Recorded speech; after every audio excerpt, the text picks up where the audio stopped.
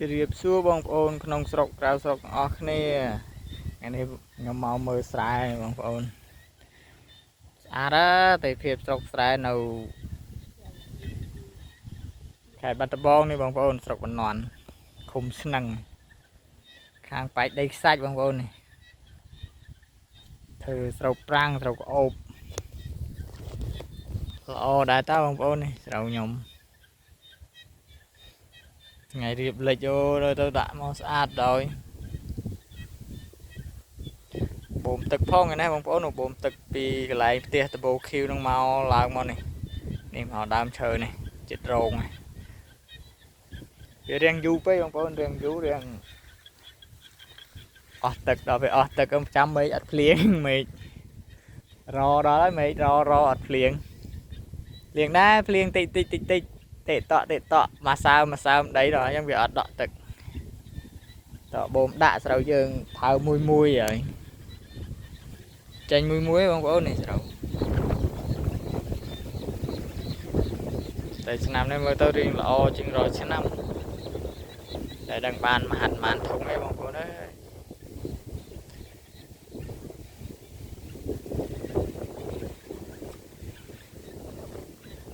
ថ្ងៃរៀបលេចស្អាតទីភាពស្រុកស្រែខ្យល់ប៉ើយខ្យល់ហឺខ្ជិលហឹមនេះខាងនេះដីម៉ែឆ្នាំនេះរៀងឡើងស្មៅខ្លាំង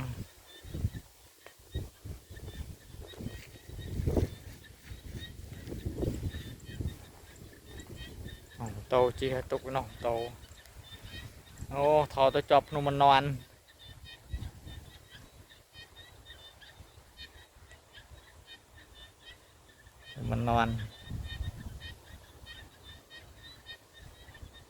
ចប់ស្រុកបន្ទាន់ភ្នំបន្ទាន់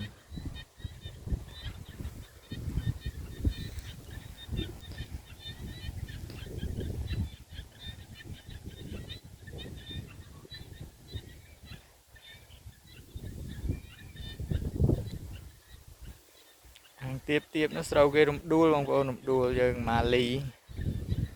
ពីដើមចាស់ហៅម៉ាលីឥឡូវគេធ្វើរំដួលបងប្អូននេះដីចប់ទូលនេះsẽរំដួលដល់ហើយស្មៅតាមភ្លឺមកអេមច្រូតឲ្យកោ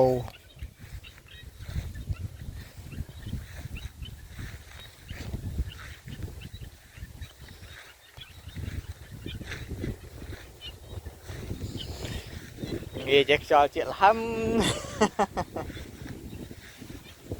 ខ្យល់ជាបងប្អូនអើយមើលថ្ងៃរៀបលេចហើយដើមឈើមានវាស្រែខ្យល់វឺដើមត្នោតបងប្អូនស្រែខ្ញុំស្អាតត្នោតខែផ្លែនៅខ្ចីកាវហូបរហូតណាត្នោត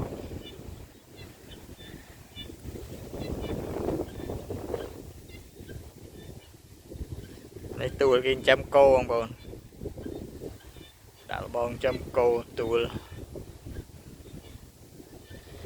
ដីគេនេះមានទឹកគេបកទៅវាជ្រៅមានទឹកដីខ្ញុំរៀងខ្ពស់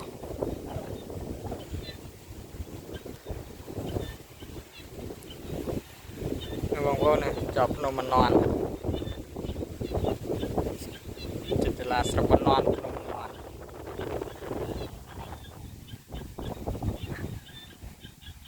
បងប្អូនវីដេអូមានប៉ុណ្ណេះបងប្អូននិយាយខុសត្រូវអីជាស្រ័យផងបងប្អូនជម្រាបលា